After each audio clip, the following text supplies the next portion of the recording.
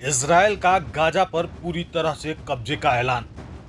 Israel के प्रधानमंत्री Benjamin Netanyahu ने साफ कहा कि उनकी सरकार पूरे गाजा को इजरायली नियंत्रण में लाकर ही दम लेगी।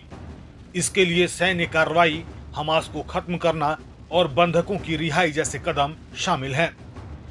इजरायली सेना ने गाजा शहर को अब कॉम्बैट जोन यानी युद्ध क्षेत्र घोषित कर दिया है। इसका मतलब है कि अब गाजा में जोरदार हमले और तेज होंगे। इसी बीच एक ताजा एयर स्ट्राइक में 60 लोगों की मौत की खबर आ रही है। वहीं इजरायल के वित्त मंत्री ने भी बयान दिया है कि गाजा के जो इलाके अब तक बचे हैं उन्हें भी पूरी तरह से खत्म कर दिया जाएगा। अब इस पूरे मामले पर ब्रिटेन, कनाडा और फ्रांस ने नेतन्याहू को कड़ी चेतावनी देते हुए कहा है, जब तक इजरायल मानवीय मदद रोकता रहेगा और नए हमले करता रहेगा, हम चुप नहीं बैठेंगे। अगर हमला नहीं रुका तो ठोस कार्रवाई करेंगे। इन देशों ने गाजा में खाने का सामान न जाने देने के फैसले की कड़ी आलोचना की। उन्होंने गाजा के लोगों को जबरन हटाने की धमकी को अंतर्राष्ट्रीय कानून का उल्लंघन बताया। वहीं गाजा पर नियंत्रण की इजरायली योजना में हमास का सफाया, बंधकों की रिहाई और क्षेत्र का सैन्य कब्जा और मानवीय सहायता पर सख्त नियंत्रण शामिल है। मई 2025 में इजरायली सांसद और सुरक्षा कैबिनेट ने इस योजना को औपचारिक मंजूरी दी थी।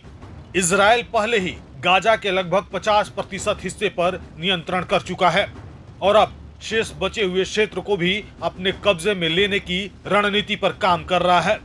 सोमवार को इजरायली सेना ने दक्षिणी शहर खान यूनिस के निवासियों से समुद्र तट की ओर जाने को कहा।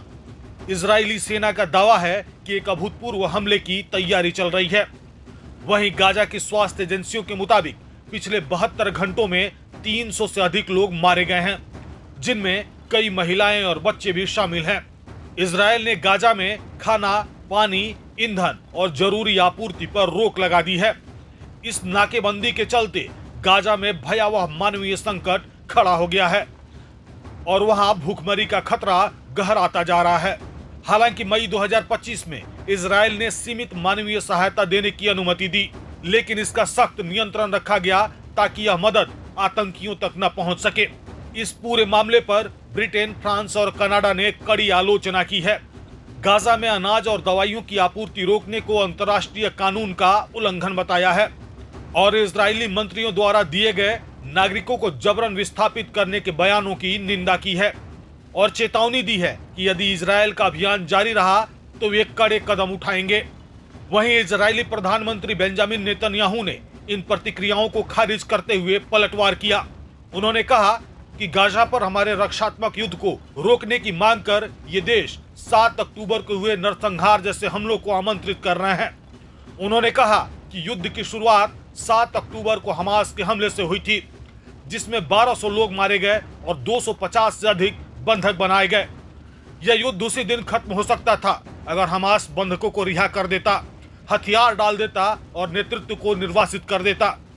यह युद्ध अब सभ्यता बनाम बर्बरता है और इजरायल पूर्ण विजय तक लड़ेगा। वहीं अमेरिकी राष्ट्रपति डोनाल्ड ट्रंप युद्ध विराम की लगातार कोशिशें कर रहे हैं, लेकिन अभी तक कोई सफलता उन्हें हाथ नहीं लगी है।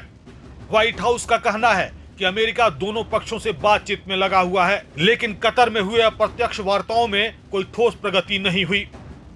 आपको बता दें कि इस संघर्ष को 1.5 साल हो चुके हैं और अब तक 53,000 से ज्यादा लोगों की मौतें हो चुकी हैं और गाजा लगभग खंडहर में तब्दील हो चुका है।